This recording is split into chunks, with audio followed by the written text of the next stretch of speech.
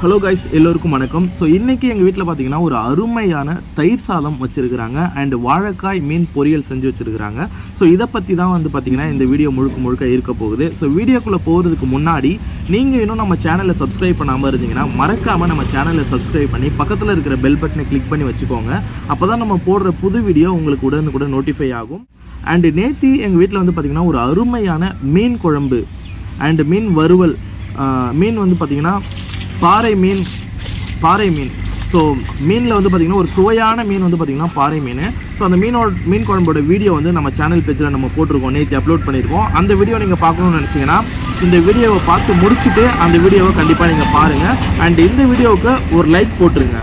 வாங்க வீடியோக்குள்ளே போகலாம். நான் ஃபஸ்ட்டே சொன்ன மாதிரி ஒரு அருமையான தயிர் சாதம்.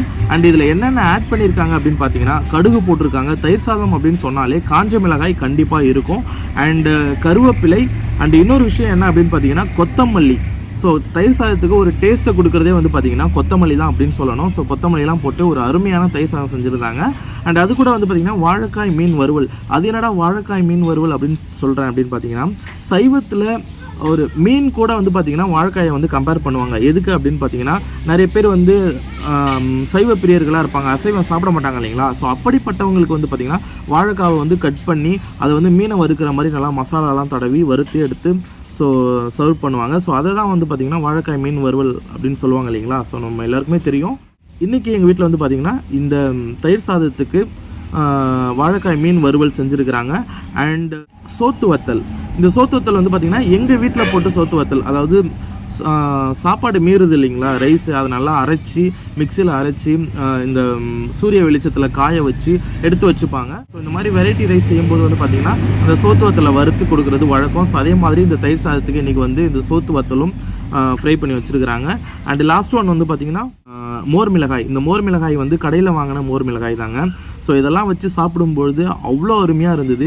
பொதுவாக அந்த மோர் மிளகாய் அண்டு சோத்து வத்தல் பார்த்திங்கன்னா இந்த தயிர் சாதத்துக்கு சரியான காம்பினேஷன் அப்படின்னு சொல்லலாம். அண்டு வாழைக்காய் மீன் வறுவல் பார்த்திங்கன்னா ஒரு சரியான காம்பினேஷன் தயிர் சாதத்துக்கு. ஸோ இதெல்லாம் வச்சு சாப்பிடும்போது பார்த்திங்கன்னா அவ்வளோ அருமையாக இருந்தது.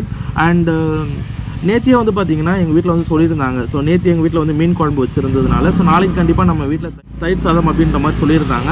ஸோ அதே மாதிரி இந்த தயிர் பார்த்திங்கன்னா கடையில் வாங்கின தயிர் தான். பொதுவாக தயிர் சாதம் பார்த்திங்கன்னா இந்த நம்ம வீட்டில் தயிர் போட்டு வச்சுருப்போம் இல்லைங்களா, அந்த தயிரில் நம்ம தயிர் சாதம் செஞ்சோன்னா அவ்வளோ அருமையாக அட்டகாசமாக இருக்கும்.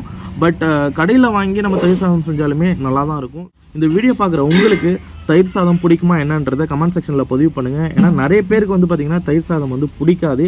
எனக்குமே பர்சனலாக பார்த்திங்கன்னா தயிர் சாதம் ஒரு விருப்பமான சாப்பாடு அப்படின்னு கேட்டிங்கன்னா கிடையவே கிடையாதுங்க.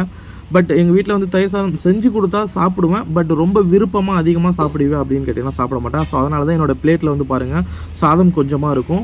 அண்ட் எனக்கு சாப்பிட்றதுக்கு பார்த்திங்கன்னா சோத்து வத்தல், மோர் மிளகாய், ஸோ எல்லாமே கொஞ்சம் வச்சுருந்தாங்க.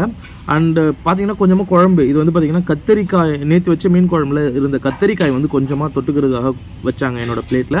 பட் பெரியவங்க என்ன சொல்லியிருக்காங்க அப்படின்னு பார்த்தீங்கன்னா மீன் குழம்பு தயிர் சாதத்தை கூட நம்ம வச்சு சாப்பிடக்கூடாது. அது ரெண்டுத்துக்குமே மிஸ்மேட்ச் ஆகும். உடம்பு சரியில்லாமல் போகிறதுக்கு கூட பார்த்திங்கன்னா நிறைய வாய்ப்புகள் இருக்குது அப்படின்ற மாதிரி பெரியவங்க சொல்லி வச்சுருக்கிறாங்க. மீன் குழம்பு சாப்பிட்டால் தயிர் சாதம் சாப்பிடக்கூடாது, தயிர் சாப்பிடக்கூடாது அப்படின்ற மாதிரி. பட் நம்ம கொஞ்சமாக சாப்பிட்லாம் அப்படின்னு நான் நினைக்கிறேன். ஸோ அதேமாரி பார்த்திங்கன்னா இன்றைக்கி எங்கள் வீட்டில் பார்த்திங்கன்னா எனக்கு கொஞ்சமாக தான் ஒரே ஒரு கத்திரிக்காய் மட்டும்தான் மீன் குழம்புல இருந்து வச்சாங்க. ஸோ அவ்வளோதான் கைஸ், வீடியோட எண்டுக்கு நம்ம வந்துட்டோம். ஸோ நாளைக்கு எங்கள் வீட்டில் என்ன சாப்பாடு அப்படின்றத நாளை வீடியோவில் நம்ம பார்க்கலாம். அண்ட் மறக்காமல் நம்ம சேனலை நீங்கள் சப்ஸ்கிரைப் பண்ணாமல் இருந்தீங்கன்னா சப்ஸ்கிரைப் பண்ணிக்கோங்க. நாளை வீடியோவில் உங்களை சந்திக்கிறேன். பாய்.